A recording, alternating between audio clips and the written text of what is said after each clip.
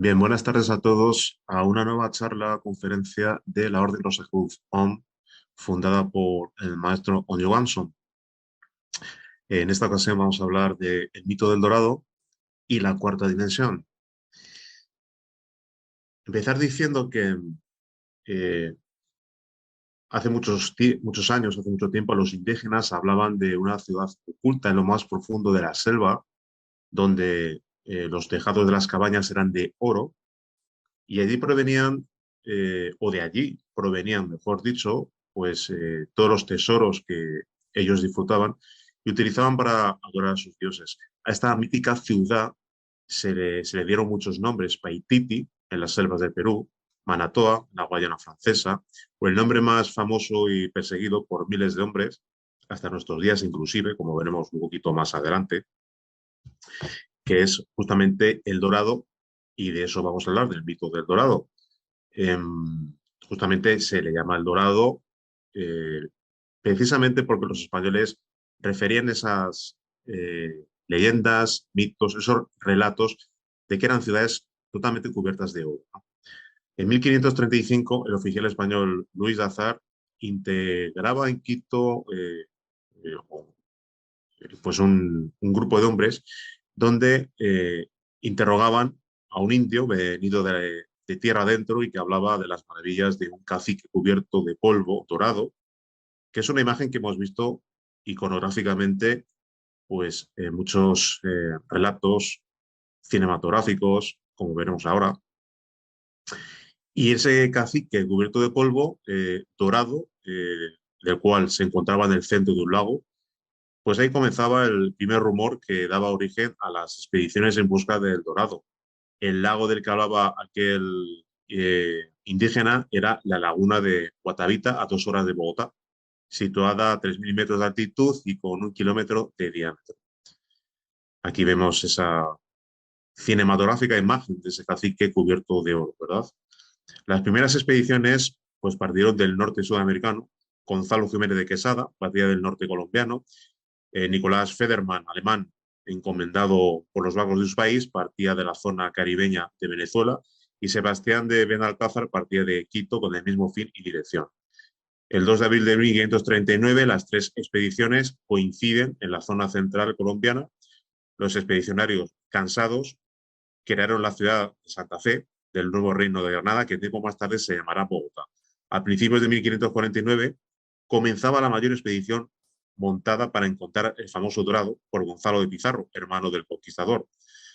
Eh, 200 hombres a caballo, 150 soldados a pie, 4.000 indígenas. La expedición les llevó de desgracia en desgracia. Pizarro decide construir un barco para enviar soldados en busca de alimento, mientras él aguardaría con el grueso de la tropa. El bergantín San Pedro fue construido en 2 meses y a su mando el capitán Francisco de Orellana, con 50 hombres, debería ir en busca de la salvación. Continuaron río abajo, incapaz de convencer a la tripulación de volver, convencido de que el Dorado estaba en aquella zona guardada por mujeres guerreras, siguió su expresión las Amazonas. Y así nació el nombre del río más grande y misterioso del mundo. El 11 de septiembre, Orellana llegaba al Océano Atlántico, regresaba a España y regresó de nuevo a buscar el Dorado y pereció, al igual que Gonzalo Pizarro, el cual murió decapitado. Existen en el Departamento de Madre de Dios en Perú ingente cantidad de testimonios sobre ciudades perdidas, tragadas por selvas, pantanos, montañas, ríos y mares impenetrables. Selvas que parecen haberse tragado todo sin dejar rastro alguno. La mayor parte de sus búsquedas se registran y se han registrado en sus suelos. Aún antes de ser creado este departamento, el 26 de diciembre de 1912, ya se habían registrado un buen número de expediciones. Situado en la zona suroriental de Perú, colindante con los departamentos de Puno y Cuzco, con una extensión de 85.182 kilómetros cuadrados, de los cuales el mayor porcentaje corresponde a selvas del departamento de Madre de Dios, es el tercer departamento más grande del Perú. Pero sobre todos los nombres de ciudades perdidas resuena un nombre, tal como venimos repitiendo: el Paititi o el Dorado. Y este no ha sido hallado, y aún para muchos la enigmática ciudad perdida sigue siendo un misterio difícil de probar. Pese a las numerosas expediciones realizadas por los españoles a la zona del supuesto imperio, nunca se llegó a encontrar indicios de su existencia. En 2001, el arqueólogo italiano Mario Polà descubrió en los archivos de los jesuitas en Roma un informe del misionero Andrea López, en cuyo origen,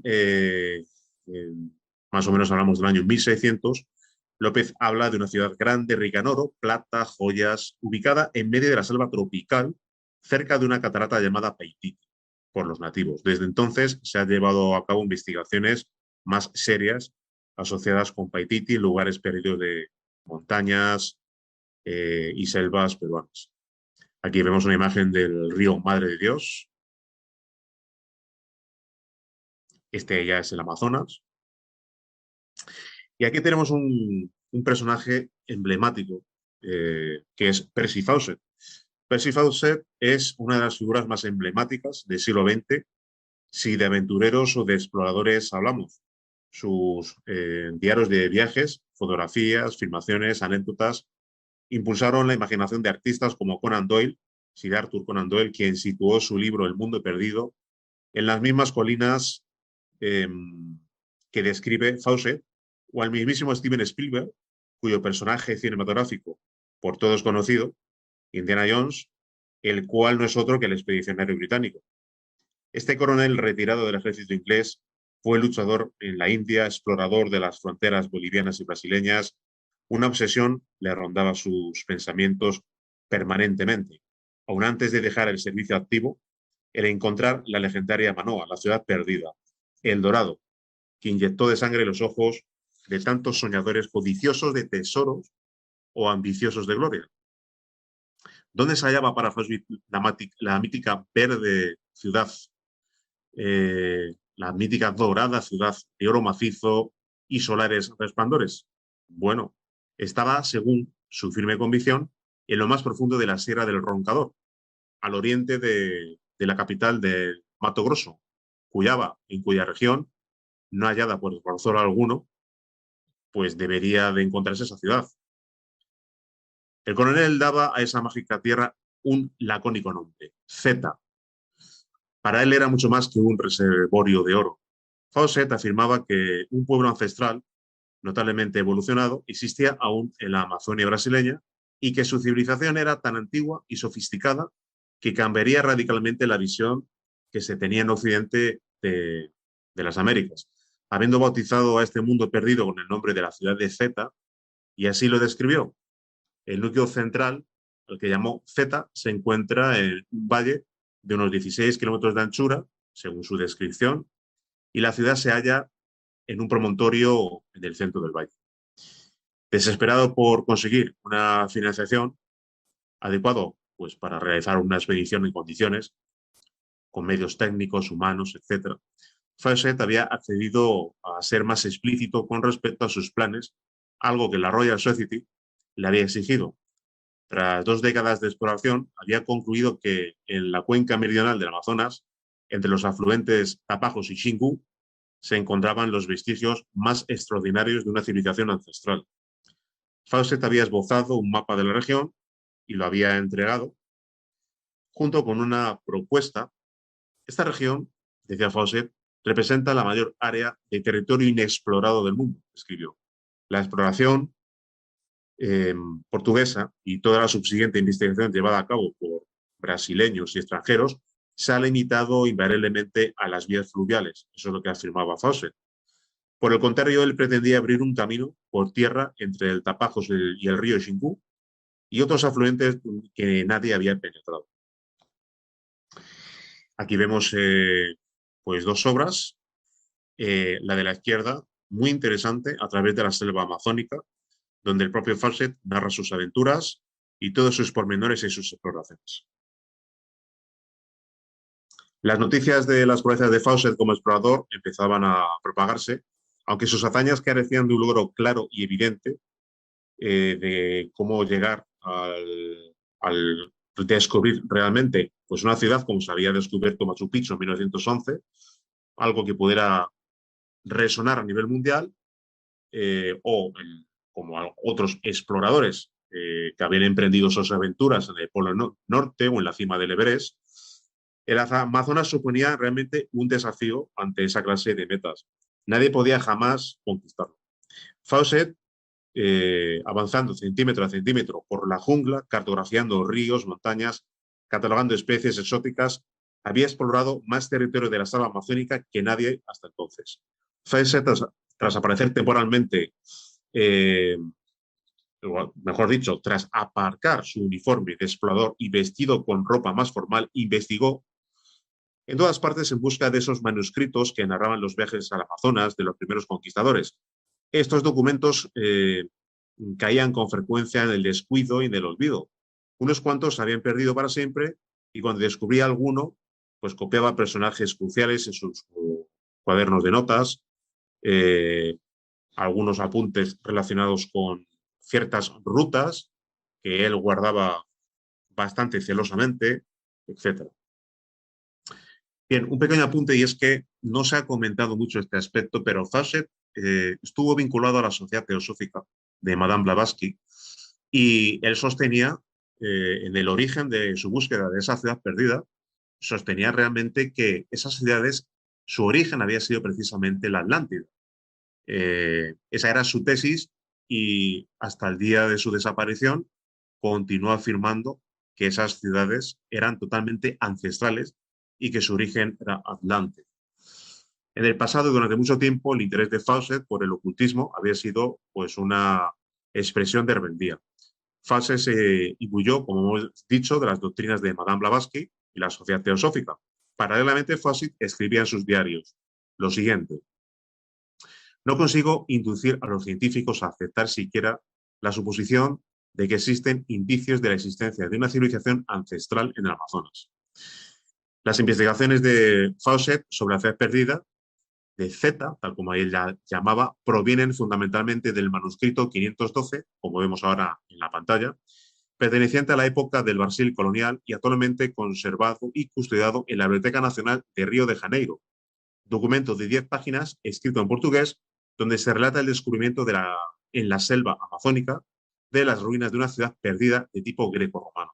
Según Fawcett, esa ciudad estaría situada en algún lugar del Mato Grosso. El 11 de febrero de 1925, Fawcett, su hijo Jack y el amigo de este, Riley, habían partido de Río de Janeiro en su viaje de más de 1.600 kilómetros hacia el interior de Brasil, en busca de la mítica ciudad Z, la civilización que había dado origen a la leyenda del Dorado. A través de esos viajes, Fawcett se había enfrentado a lo que se denominó como el infierno, una selva inhóspita.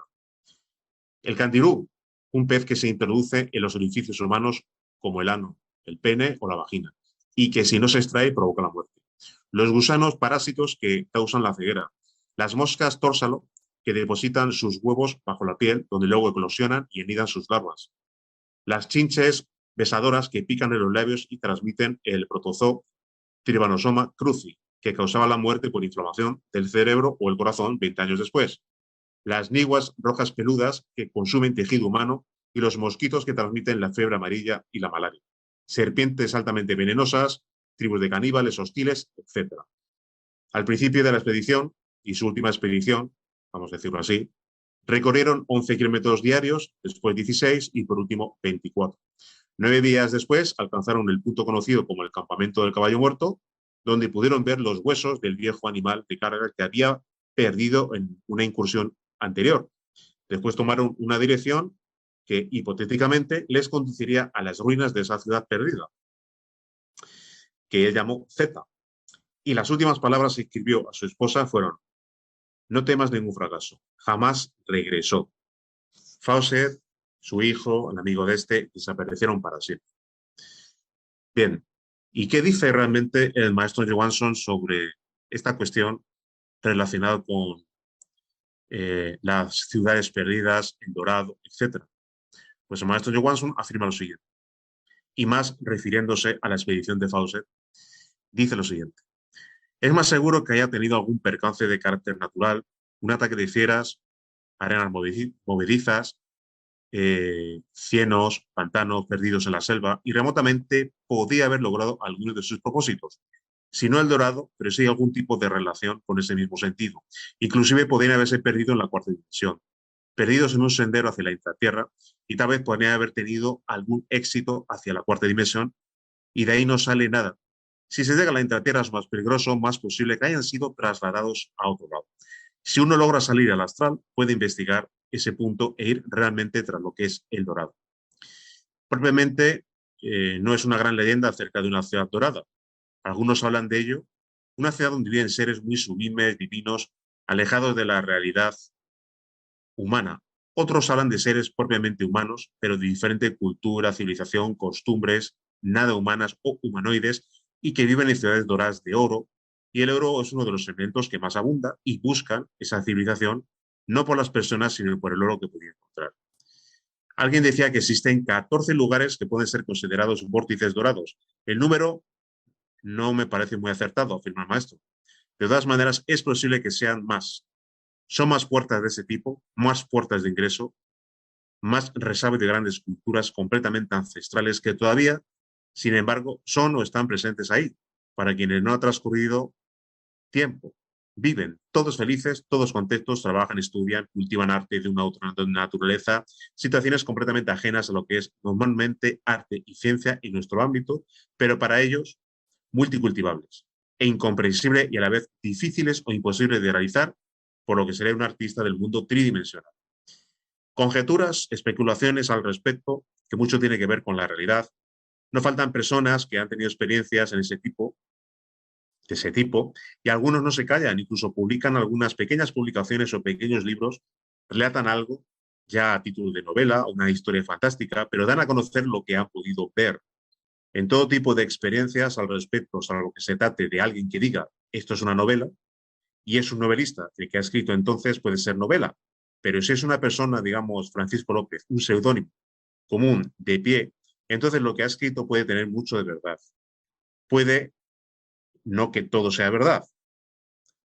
Más confiaré en este escritor anónimo que ha aparecido de la noche a la mañana publicando una revista barata, un libro barato, que un escritor notable que se ocupa del tema.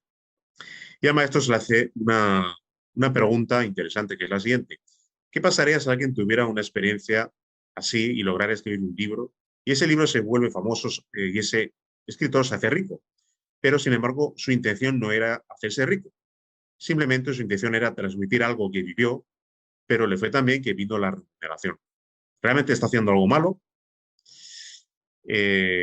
No, contesta el maestro. Una cosa es tener por objetivo hacer dinero y otra tener como objetivo transmitir. Si lo ha transmitido así porque sí y le ha procurado alguna utilidad, tal vez el coste del tiempo, el coste de los libros, eso es posible. Pero si alguien va con el propósito de hacer negocio, un bestseller, entonces puede que lo que diga ahí sea un producto de la mente y no de la realidad.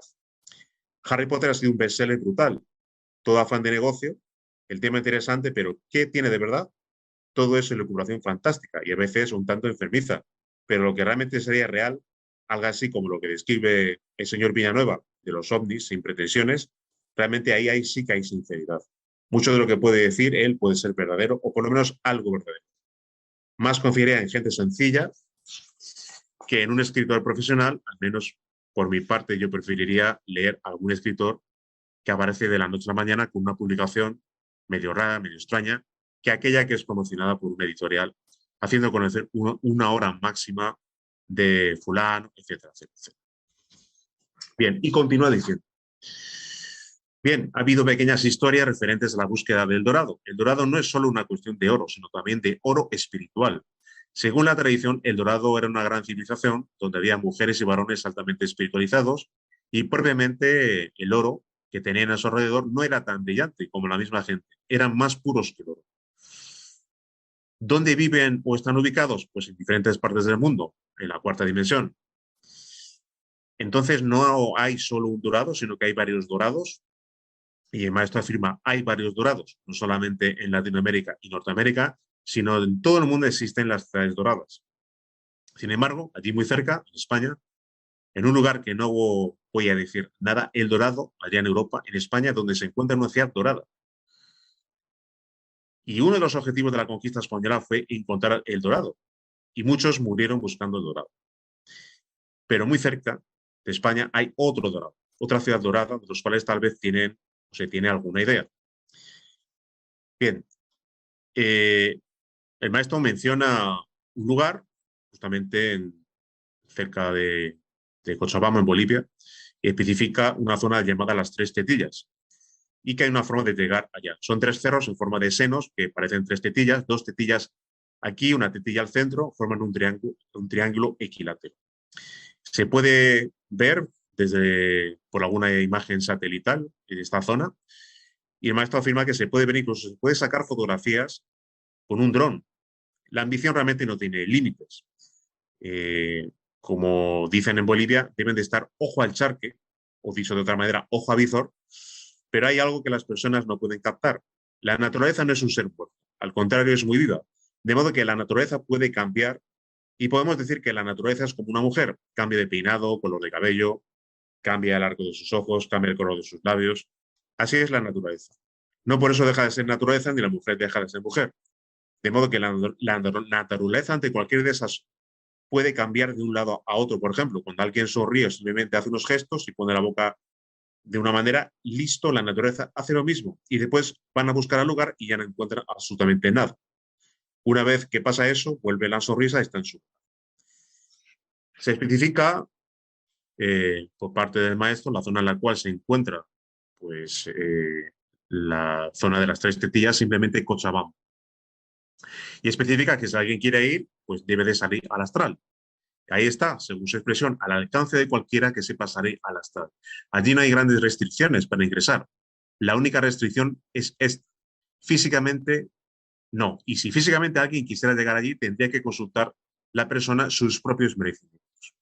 Porque ¿cuáles son sus intenciones? ¿A qué va a ir allí? ¿A sacar oro? ¿Para qué?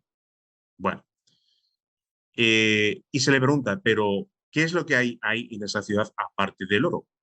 Y el maestro contesta, todavía persiste y va a persistir, quién sabe por cuánto tiempo, una gran ciudad, no solo de tesoros preatlánticos, sino prelemúricos. Es una civilización prelemur, es algo maravilloso, simplemente de modo que si alguien quiere ir allá, si merece, diremos, eso, pues llega hasta las puertas. En la práctica del astral, ¿cómo debería uno realizar la práctica para poder incursionar en esa zona y poder ver esas ciudades? Y el maestro contesta, es muy simple. Tiene esa voluntad cualquiera, entonces lo único que hace es salir al astral y cuando está en astral ya pedir al Padre, pedir a la Divina Madre, ser conducido hasta el templo Ginas, así de simple, eh, pero debe de atravesar una serie de pruebas. Algunas pruebas muy serias de carácter claro, otras sencillas de carácter estrictamente psicológico, inclusive. Vayamos al caso, alguien llega a una pequeña choza, bonita, rústica, campesina, encuentra un batán y al lado existe un anillo de oro con diamantes, muy lindo, macizo, ve eso y dice, bueno, alguien lo ha debido de dejar ahí y agarra y se lo pone y se va. Que lo ponga en otro lugar para que esté ahí a la vista y lo vea alguien y lo pueda recobrar, estaría bien. Así, con pequeñas o grandes pruebas, si uno llega al destino, pues puede ser que lo logre. Entonces, esto es un poco lo que afirma Maestro Johansson acerca de esas ciudades. Evidentemente, a día de hoy todavía sigue habiendo pretensiones por parte de algunos exploradores actuales, como digo Cortijo. Vemos esta imagen, que no es una imagen ni muchísimo menos de Photoshop, sino que vemos ese rostro en piedra. Obviamente parece la de un anciano, la de un hombre, pero si pasamos la siguiente diapositiva, vemos otra imagen de Diego Cortijo desde otra perspectiva y con esa misma imagen, la cual parece realmente increíble. Es un rostro humano de alguien mirando con solemnidad y que ha sido tallado en piedra, o podríamos decir que la propia naturaleza lo puede haber conformado. Parece absolutamente increíble. En el momento actual, continúan esas expediciones a distintas zonas del Amazonas, con la esperanza de poder encontrar las míticas ciudades perdidas, entre ellas, por supuesto, El Dorado. Sin embargo, esas ciudades no se encuentran en el plano físico, sino en la cuarta dimensión. Tal como referimos en alguna conferencia anterior, debemos concebir el mundo desde una perspectiva multidimensional. Es decir, que en palabras de Master Johansson, no solo existiría un planeta Tierra, sino que estaríamos hablando de 7 planetas Tierra, distintos cosmos, distintas realidades, dimensiones paralelas que coexisten entre sí sin problema alguno. Cuando hablamos de la cuarta dimensión nos referimos al cosmos vital. La vida no es solo física, no solo está reducida a este mundo material, sino que continúa en esferas o dimensiones o cosmos paralelos que se extienden hasta lo incognoscible e incomprensible por la insignificante razón humana. El cuerpo físico tridimensional vive en el mundo tridimensional, más allí y dentro del cuerpo físico encontramos otro cuerpo que no corresponde a este cosmos material, sino a una cuarta coordenada, a una cuarta dimensión. La vida que anima al cuerpo físico dimana del cuerpo suprasensible de la cuarta dimensión. El cuerpo humano de la cuarta dimensión ha sido denominado cuerpo vital o doble etérico. La dimensión cuarta es el tiempo. Ahí, en esa cuarta dimensión, se desarrolla vida magníficamente inteligente. El cuerpo material o físico, o cuerpo tridimensional, es apenas una sección o la contraparte del cuerpo tetradimensional, cuerpo vital o doble etérico. La vida, afirma el maestro de Watson, no es solo tridimensional.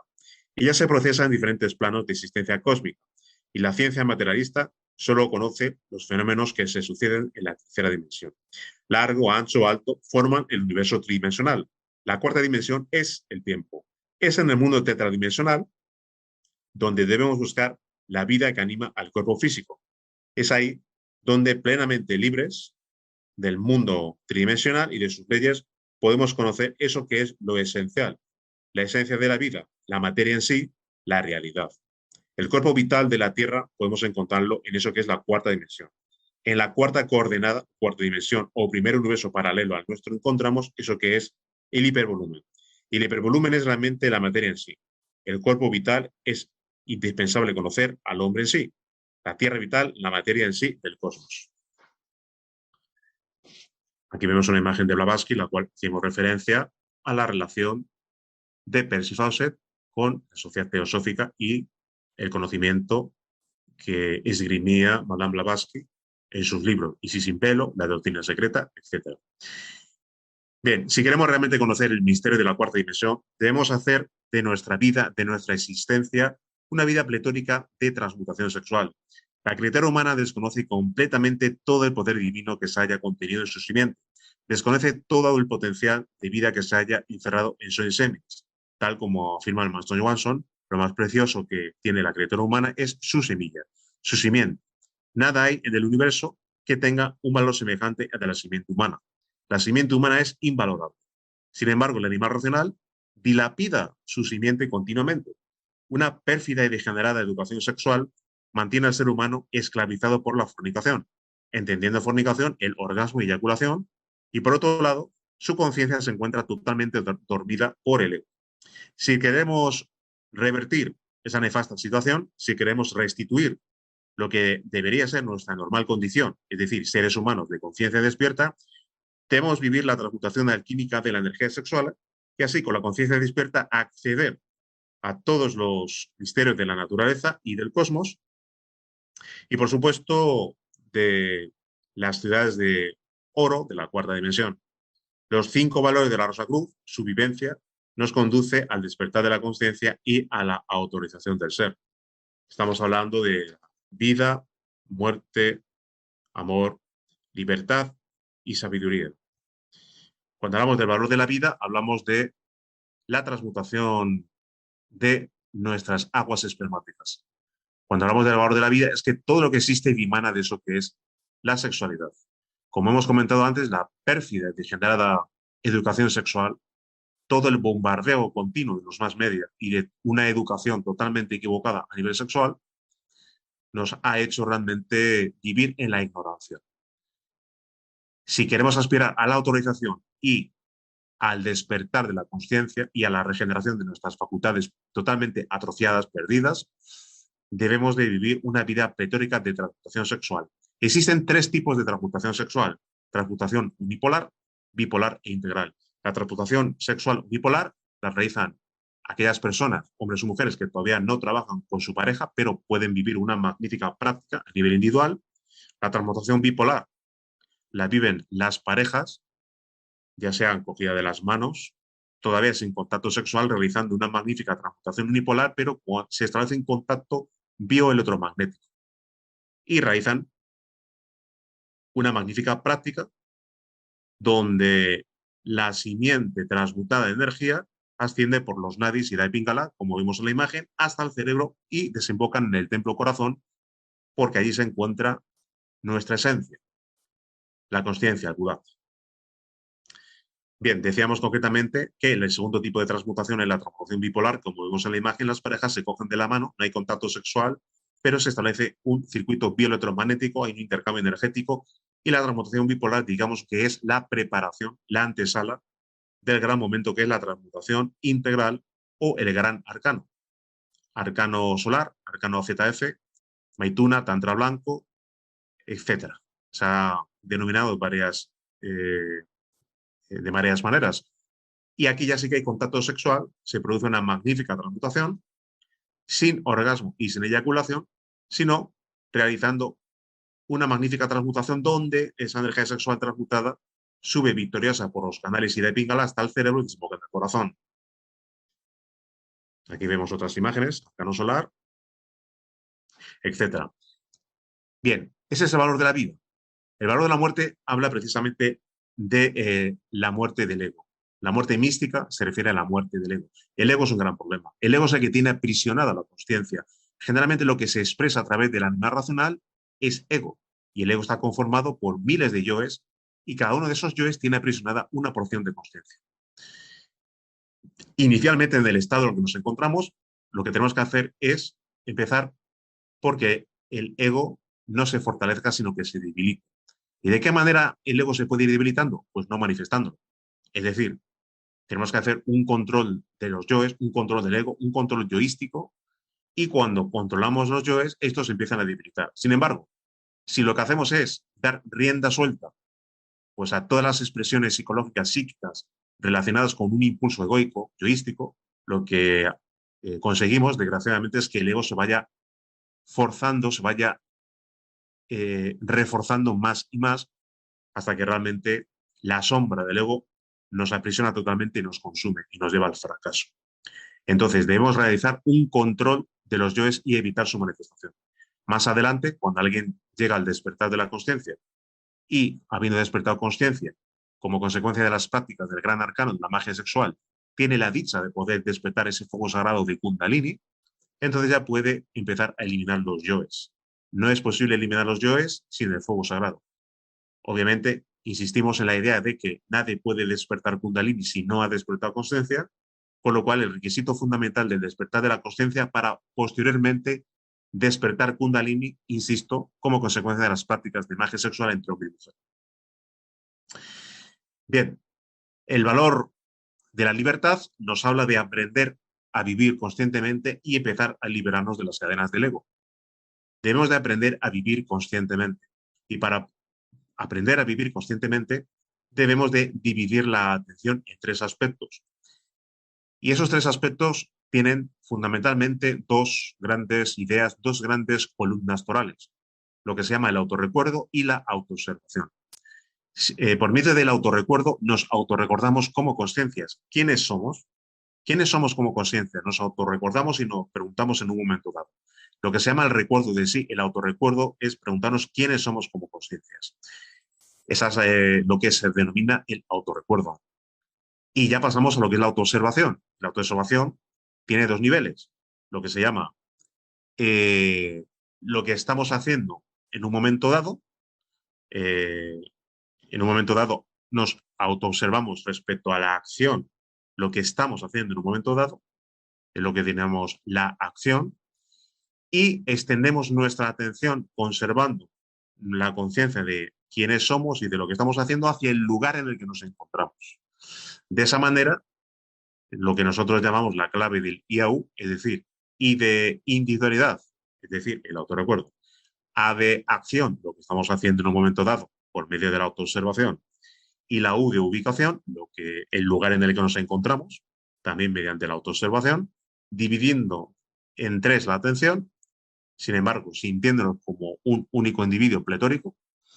Entonces, podemos empezar a vivir conscientemente sin ningún tipo de injerencia de la mente.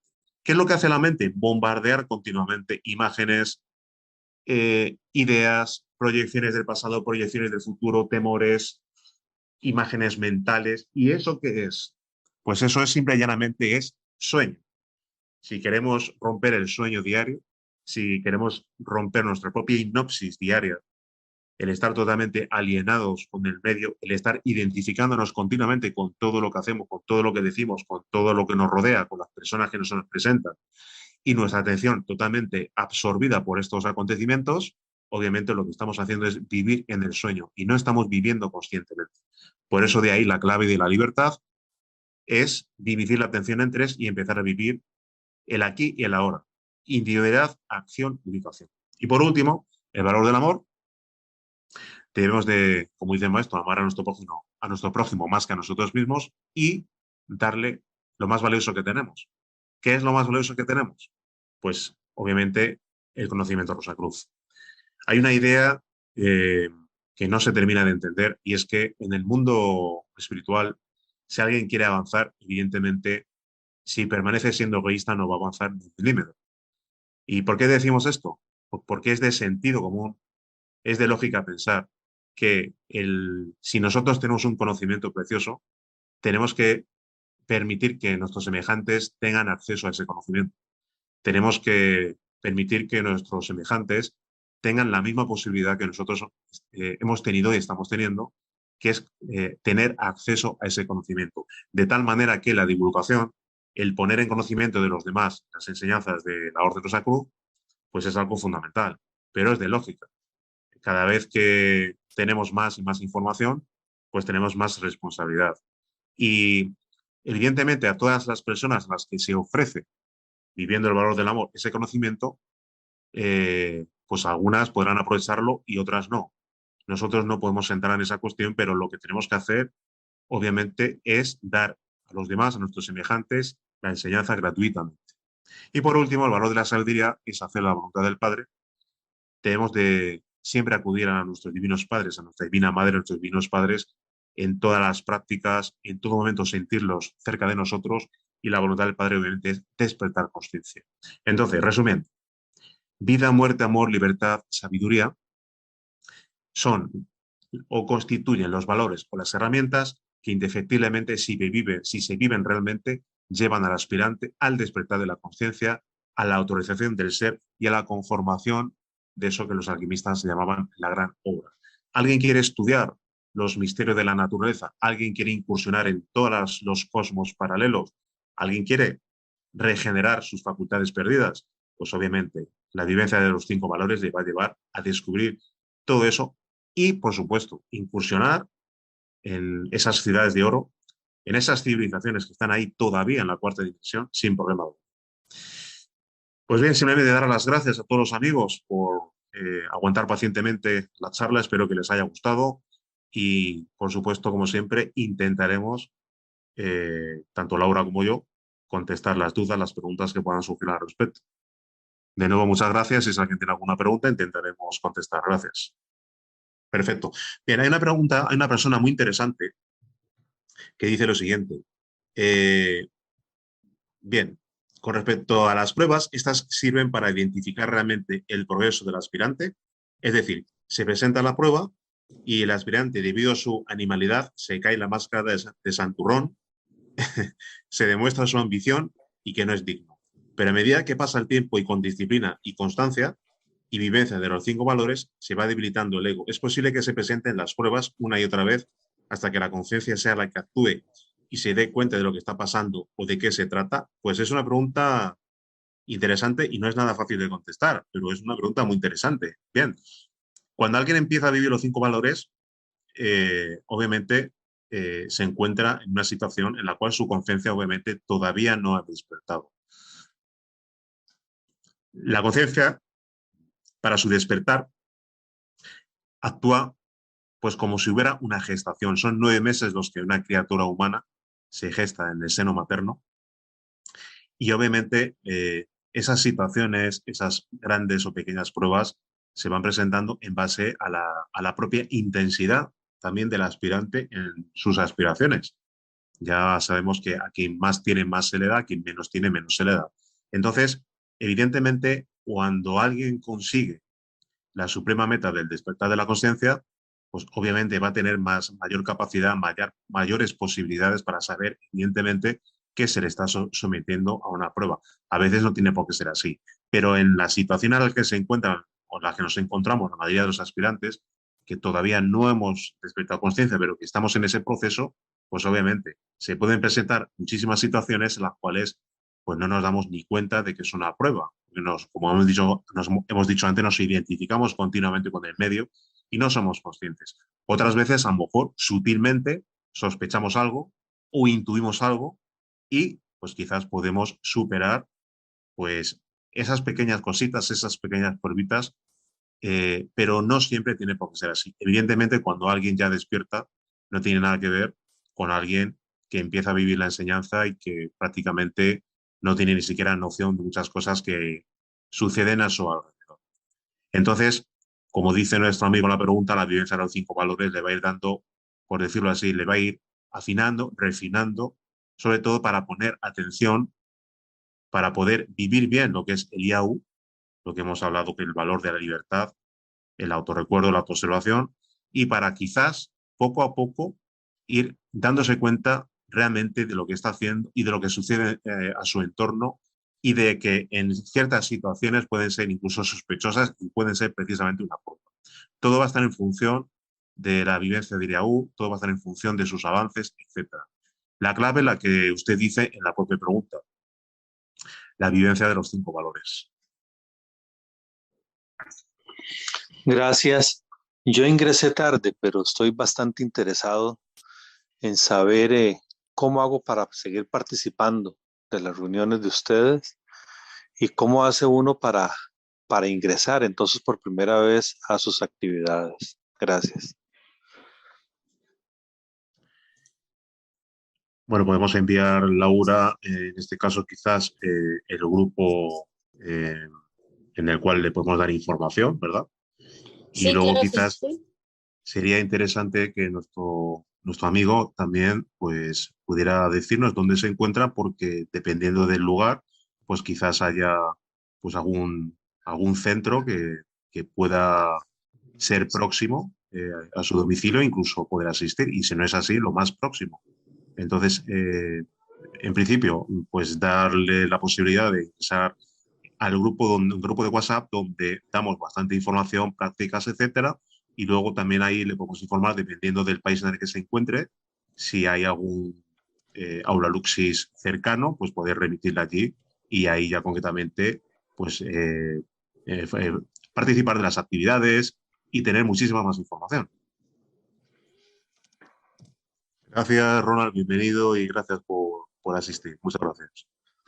Gracias a usted, Ronald. Hay una consulta de Carlos Rafael que dice, si uno quisiera compartir la enseñanza relatando un libro del maestro, ¿cuál sería el libro indicado para un amigo o familiar?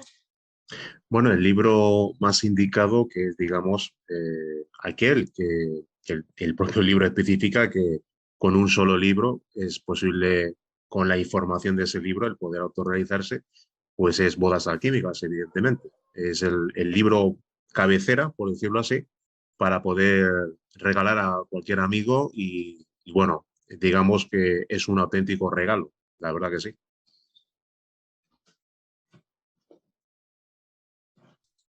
Gracias, Rafael. No sé si hay alguna consulta más.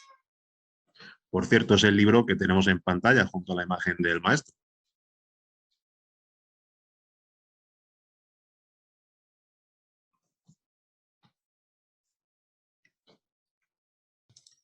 Hay una consulta, Rafael, es acerca del dorado.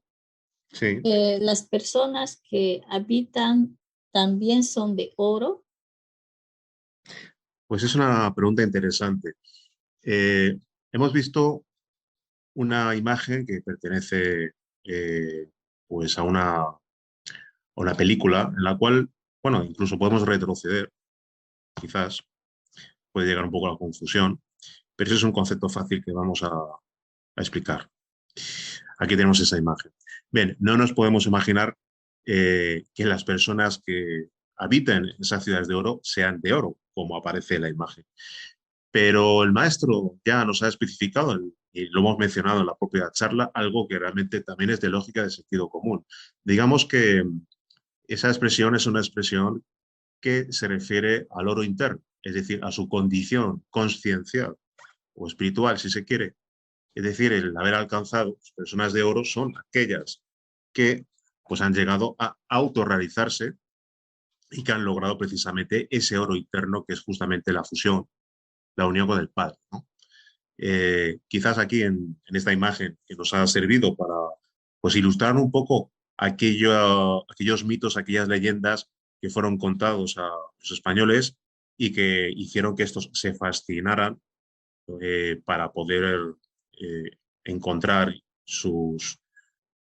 o poder colmar sus ambiciones relacionadas con la búsqueda de oro, pero no tiene nada que ver realmente con lo que es las personas realmente que están allí, al igual que otras personas o seres los que pueden habitar otros planetas, son de oro, pero de oro interno. Es decir, son personas concretamente, son seres que han logrado, simbólicamente hablando, ese oro pues equivale pues prácticamente a haber logrado realizar pues el trabajo, y son personas que se han autorrealizado o son hombres y mujeres solares, por decirlo así. Gracias, Rafael. Tenemos una consulta a través de Facebook de Kunturi Yugra que dice lo siguiente.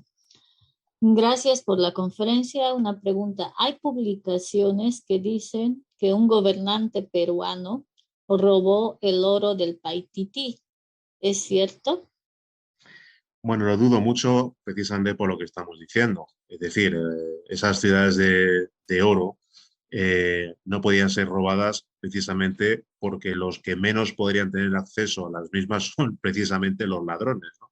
Ya de por sí una persona normal y corriente que no sea o que no se dedique a, pues a esas actividades que son nada deseables, como el robo, pues ya de por sí probablemente sea bastante complicado que puedan acceder a la cuarta dimensión y poder contemplar esas ciudades de oro, mucho menos alguien que es un ladrón, porque evidentemente es absolutamente imposible que pudiera acceder a esas ciudades alguien con semejante característica.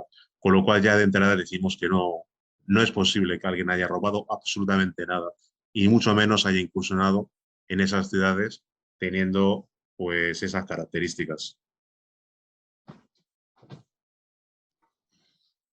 Hay una pregunta de Carlos que dice lo siguiente. A veces uno se da cuenta que todo lo que es la tercera dimensión y el sistema sirve al desarrollo del ego. Todo parece ser un deseo o meta egoica que uno quisiera irse bien lejos, donde no esté el sistema.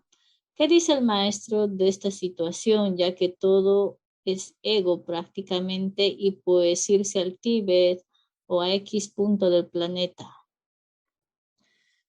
Bueno, el núcleo central de la enseñanza precisamente no es que sea abstraerse de todo esto, sería lo más sencillo, ¿no? Que nos viniera a recoger una nave espacial e irnos de aquí, ¿no? Sino que este es el medio que nos ha tocado vivir y si nos ha tocado vivir es por algo. Si todo esto tiene una causa, no solo la situación en el planeta, sino la situación de cada uno de nosotros. Entonces, evidentemente, la enseñanza que, que da el maestro, y es la misma enseñanza que se ha dado durante miles y miles de años, va precisamente enfocada a liberarnos de esta situación. Pero cuando digo liberarnos, es liberarnos por nosotros mismos, viviendo las herramientas que se nos dan al respecto. Entonces, sí es verdad que tal como usted ha descrito la situación del planeta Tierra, prácticamente diríamos que está todo enfocado al ego, por supuesto, pero tenemos la posibilidad, por lo menos, de escapar de esta cárcel psicológica, de este planeta cárcel, y esa posibilidad nos la dan los 5 valores. Entonces, lo que dice el maestro es, no solo lo que dice, sino lo que ha hecho es dar, de nuevo, una enseñanza muy clara, sencilla, clara, para precisamente permitirnos llegar a ese despertar, emanciparnos consciencialmente y lograr esa libertad tan ansiada y liberarnos de una serie de leyes que nos atan aquí. Precisamente ese es el culmen de la cuestión. Con lo cual, siempre se ha especificado por parte del maestro, es la vivencia de los 5 valores. Pues muchas gracias a ti, Laura, muchas gracias a los amigos, gracias por la asistencia, gracias también por las preguntas muy interesantes y pues nos vemos en la próxima charla. Un abrazo a todos, feliz fin de semana y hasta muy pronto.